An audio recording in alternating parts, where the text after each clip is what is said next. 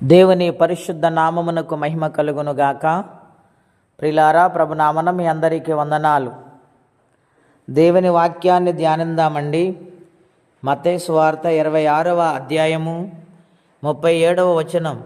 పేతురును జెబెదయి ఇద్దరు కుమారులంట పెట్టుకొని పోయి దుఃఖము పడుటకు చింతాక్రాంతుడగుటకు మొదలుపెట్టెను. అప్పుడు యేసు మరణమగునంతగా నా ప్రాణము బహు దుఃఖములో మునిగి ఉన్నది. ప్రియమైన దేవుని పిల్లలారా, యేసుక్రీస్తు ప్రభువారు శిలువ యాగం అవ్వటానికి ముందు గెత్సెమనే తోటకెళ్ళారు. ఆ తోటలో ఆయన శిష్యులతో ఆ యొక్క స్థలానికి చేరి కొంతమంది శిష్యులను ఒక దిక్కున ఉంచి రెండవ భాగముగా పేతురు, యోహాను,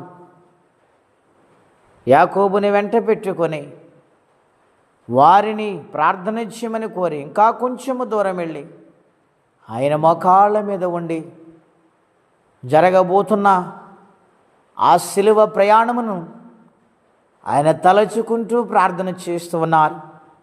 ఆయన దుఃఖముతో నిండిపోయారు. ప్రియులారా, ఆయన చింతాక్రాంతుడిగా మారిపోయారు. ఎందుకంత దుఃఖం ఆయనకు వచ్చింది? ఎందుకంత చింత ఆయనలో ఉన్నది? మనము చేసిన పాపము, మానవ జాతి చేసిన పాపం ఆయన మీద పడుతుంది కనుక, ఆయన శిలువలో మరణమైపోవాలి కనుక, శిక్షను అనుభవించాలి కనుక ఆయన చింతాక్రాంతుడుగా దుఃఖపడుతూ ప్రార్థన చేస్తూ ఉన్నారు. మరణమగునంతగా ఆయన ప్రాణము దుఃఖములో మునిగిపోయింది. నా ప్రియ స్నేహితులారా, మానవుని మనస్సును మార్చటానికి, సత్యం వైపు మళ్ళించటానికి ఎంత ప్రేమతో ఆయన ఉన్నారు. ఆయన ఎంత దుఃఖముతో మానవుని చేర్చుకోవాలని ప్రార్థిస్తున్నారు. ఒక్కసారి ఆలోచన చేయండి.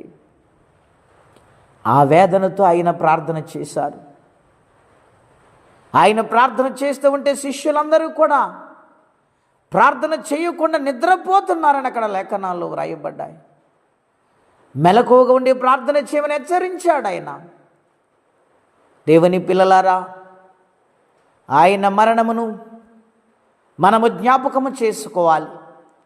ఆయన త్యాగమును మనము గుర్తించాలి. ప్రియులారా, గనుక ఆయన మరణమే మన జీవితాన్ని మార్చివేసి నిత్యరాజ్యం వైపు నడిపిస్తుంది. కనుక ఆయన రుణాన్ని మనం తీర్చలేం. కనుక ప్రతినిత్యము మెలకువకుండి ప్రార్థించేవారిగా, ఆయన యొక్క త్యాగాన్ని అనేక మందికి తెలియచేసేవారిగా పరిశుద్ధాత్మదేవుడు మనకు సహాయము చేయునుగాక. ప్రార్థనండి. అత్యంత కృప కలిగిన దేవా, మహోన్నతమైన మీ నామము కొరకై వందనాలు. మరణమగునంతగా నీ ప్రాణము తల్లడిల్లిపోయింది నాయన, నా కోసమే నాయన, నా కోసమే. ఈ వాక్యం ఎంతమంది వింటున్నారు, వారిని, వారి కుటుంబాలను బలపరచండి. సమస్త పాపం నుండి విడిపించండి.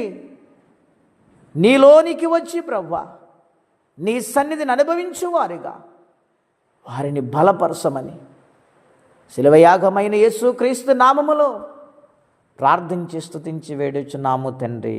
ఆమెన్. దేవుడు దీవించునుగాక. ఆమెన్.